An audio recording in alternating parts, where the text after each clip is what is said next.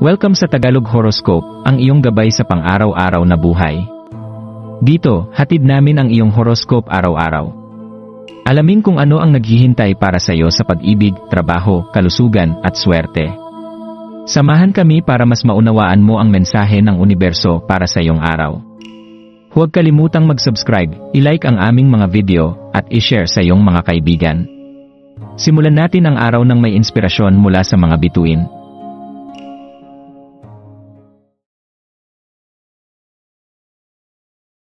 Narito ang iyong pang-araw-araw na horoscope para sa Aries ngayong Pebrero 1, 2025. Habang tinatanggap mo ang Pebrero, dama mo ang enerhiya ng unang araw na humahaplos sa iyong katawan at isipan, parang isang malambot na yakap.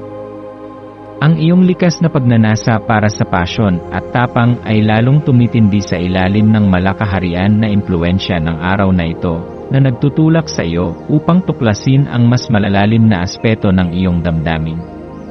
Ang araw na ito ay nagsisilbing isang banayad na paalala na ang pagkakaroon ng tamang balanse sa iyong mga emosyon ay maaaring magdala sa iyo ng mga kamangha-manghang pagninilay na magpapalalim sa iyong mga desisyon at mga hakbang.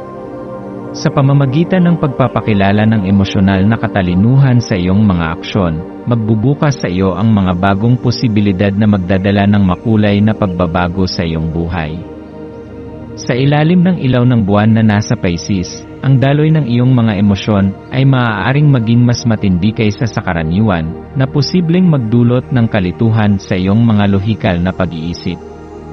Ito ay isang panahon kung saan ang iyong nararamdaman ay maaaring magtakda ng tono sa iyong mga desisyon, at maaaring maging mahirap itong unawain ng mag-isa. Subalit, ito rin ay isang magandang pagkakataon upang magbahagi ng iyong nararamdaman sa isang pinagkakatiwalaang kaibigan o mahal sa buhay, na makakatulong sa iyo upang matutunan kung paano haharapin ang malalalim na emosyon na ito.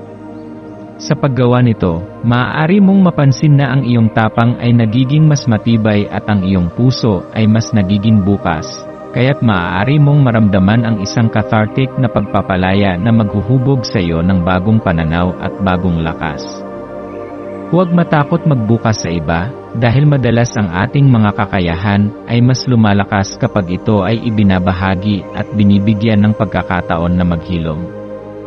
Minsan, ang pinakamahalagang hakbang ay ang maglaan ng oras upang magmuni-muni sa iyong mga nararamdaman at magbigay pansin sa mga aspeto ng iyong emosyon na hindi mo madalas pinapansin. Sa paggawa nito, mas magiging maliwanag ang iyong landas at mas madali mong matutukoy ang mga hakbang na dapat mong gawin upang magpatuloy sa iyong mga layunin.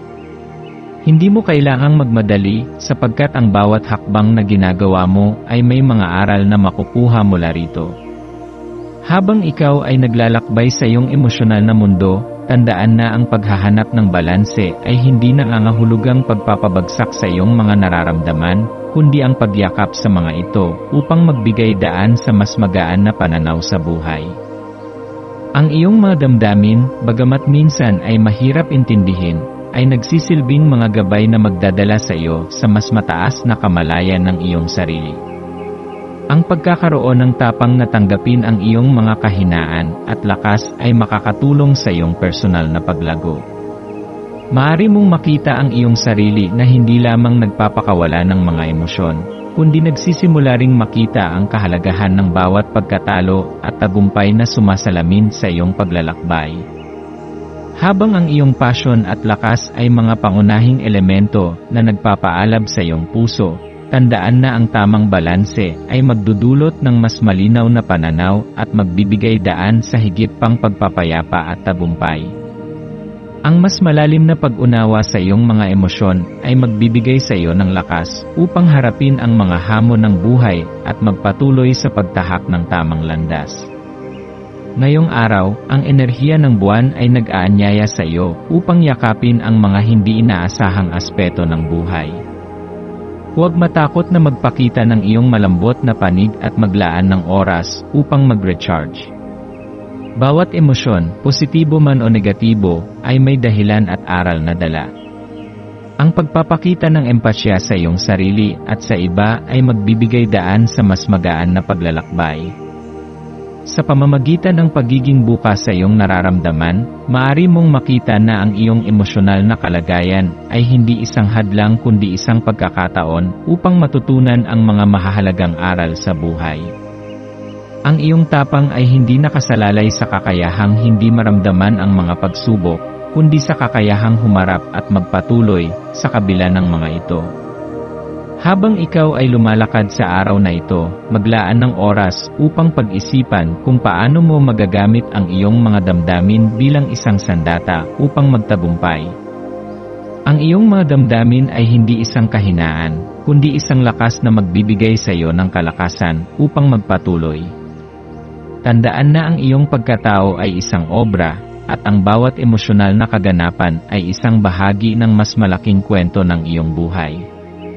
Ang pagiging tapat sa iyong sarili at pagtanggap sa lahat ng aspeto ng iyong pagkatao ay magdadala sa iyo ng mas malalim na kaligayahan at tagumpay.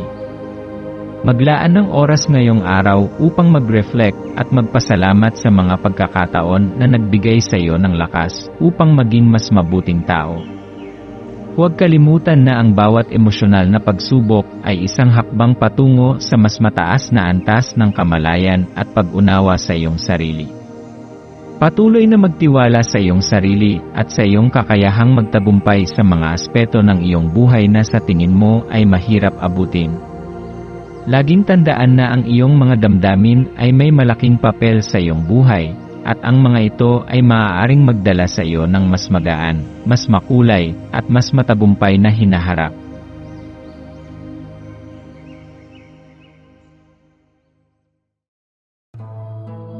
Maraming salamat sa panonood ng iyong horoscope ngayon araw. Naway gabayan ka ng mga bituin sa iyong landas. Huwag kalimutang mag-like, share, at subscribe para sa iba pang cosmic na kaalaman. Hanggang sa muli, manatiling konektado sa universo.